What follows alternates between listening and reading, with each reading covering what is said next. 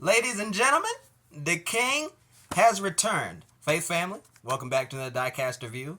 Today we're going to be talking about the Disney Pixar Cars Lightning McQueen Glow Racers cast from 2023. As far as I'm aware, this particular cast right here is not based on any existing car series. I think it's just something that Mattel and Disney collaborated on. And as you can see, its main feature is that it can glow in the dark, which we will be testing later in this video. But I just wanted to start off with an unboxing because I have not taken this out the box yet and I needed to record the video. So it was a happy coincidence that it worked out that way. So let's bust this thing open.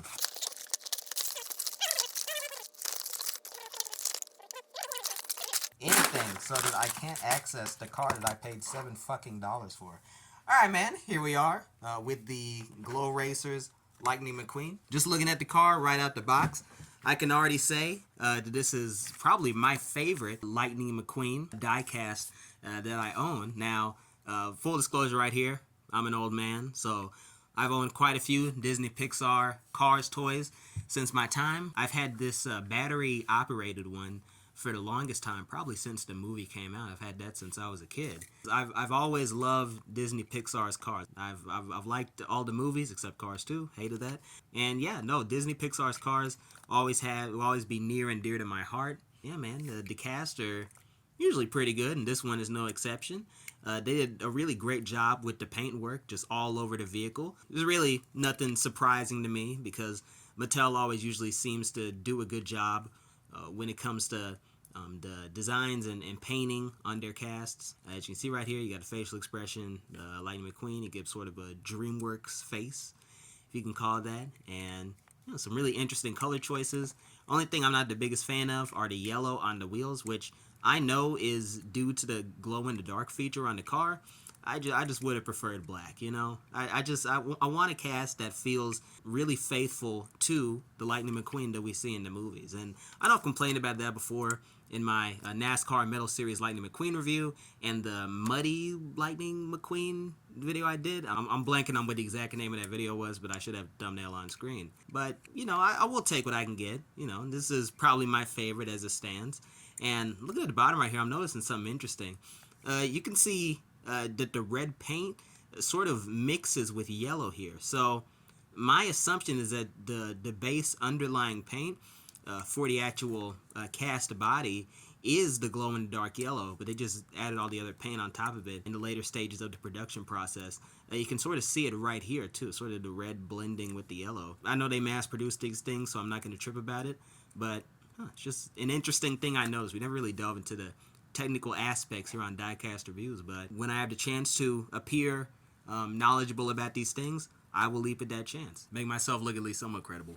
I think we should head on to the glow-in-the-dark section where we go into a dark place and see whether the car glows in the dark. It probably won't. I've done shit like this before with some of the color changes cars by Mattel. It probably won't glow in the dark. Let's see.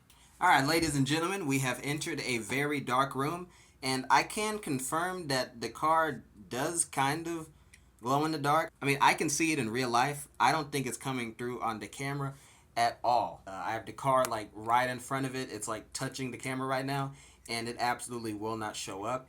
I don't know if there's a setting I can change in the editing program. I'm literally in this room right now, and the car is literally the only light that I can see. I'm really not sure what that's about. It might just be a camera issue, but I can confirm that the car glows in the dark. I just can't provide you visual proof of it. So you just have to take my word for it. It's like the reverse Shaggy defense, except it's with a die-cast car that probably doesn't glow as brightly as advertised. But it really doesn't. Just look at the fucking box art in this thing.